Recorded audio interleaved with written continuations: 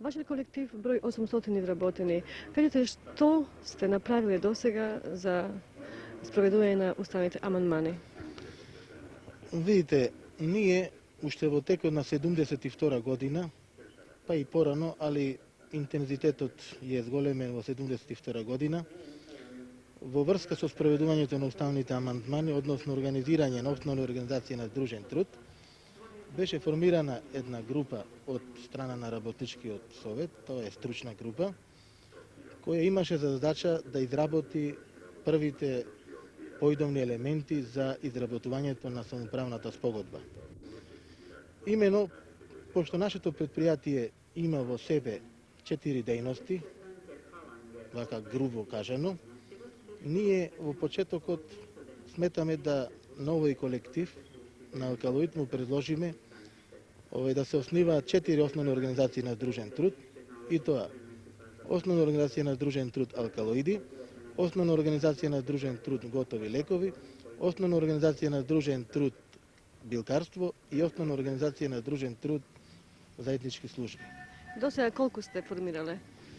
Па сега, пошто постапката малку видо е изменета за разлика од други конституирања, во ЕК се конституирањата на основните организации на Сдружен труд Готови лекови и конституирањето на основната организација на Сдружен труд Алкалоиди.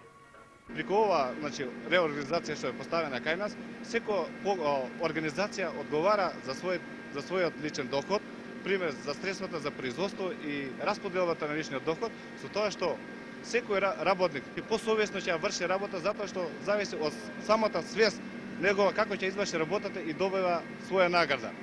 Со спроведувањето на амандманите во нашата работна организација, не само ја, ми се чини дека и сите вработени во оваа организација очекува да самоуправувањето дојде до поголем израз.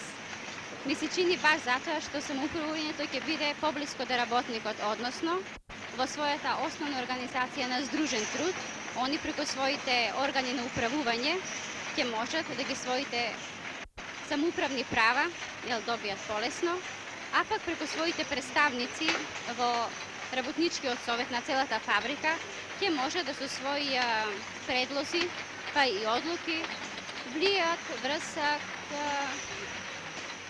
формирањето на деловната политика на целата фабрика.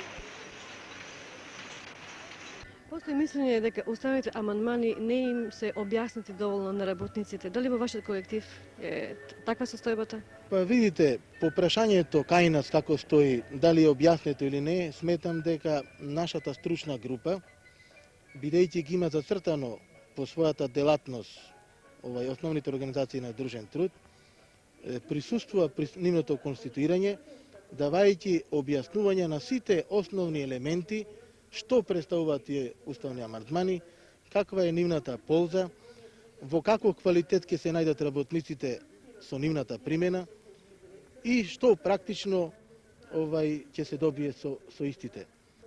Вие рековте дека треба да се подпише самоуправна спогодба. Дали ја подпишавте? Сега видите, ја нагласив дека малку има една специфика во постапката.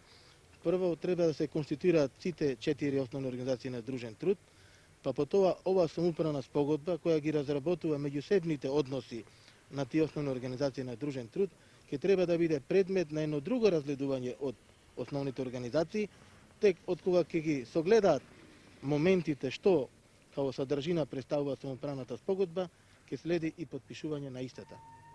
Благодарам. Другар Манџуров, градежните работи и монтажата на топланата Исток е при крај. Кога очекувате таа да тргне во производство?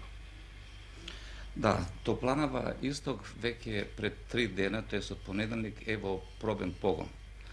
Последна изградба од 2 години, овие денове веќе е пуштена и моментално работи за задоволување на потребите на ова дирекција и на граѓанството на Скопје. До кога ќе работи како пробна?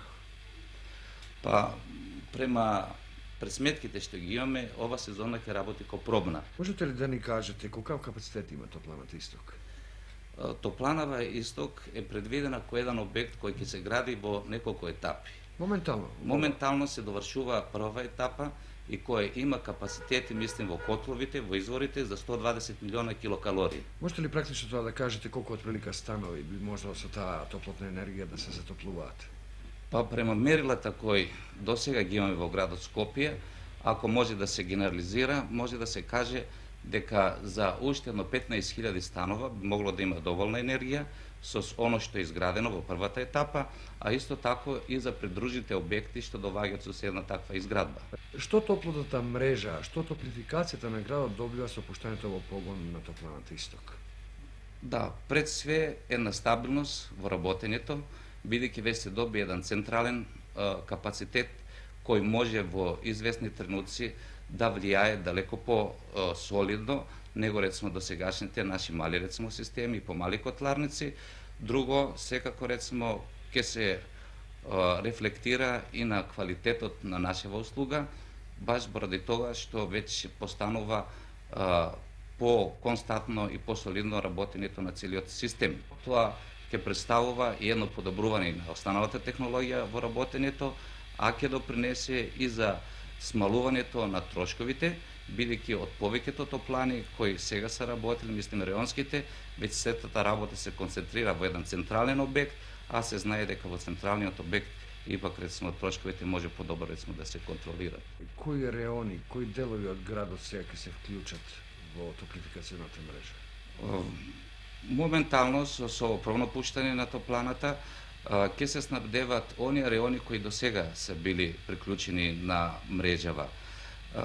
Тоа е подрачјето западно, ние што го викаме, околу населбите Карпуш и Тафталиџе, централното градско подрачје, кој се ограничува со оквирите на новиот центар градски, а веќе се врши продор према источното подрачје, а тоа е источно од центарот на градот.